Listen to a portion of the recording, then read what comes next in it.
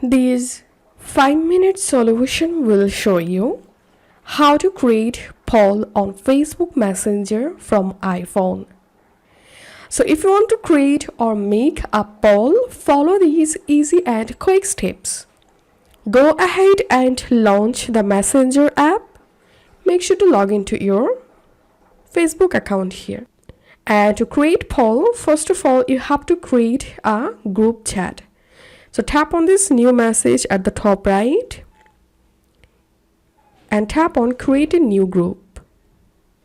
Select profiles and tap on create and enter here the group name and tap on create. Once the group created, it's time to make a poll. So tap on this plus icon at the bottom left and select the poll option. Enter here the poll question. Add here poll option.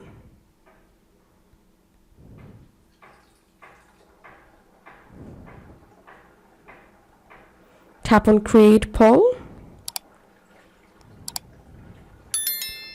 And this is how we can create poll on Facebook Messenger on iPhone. If you find this video helpful, don't forget to subscribe 5-minute solution. See you in the next video.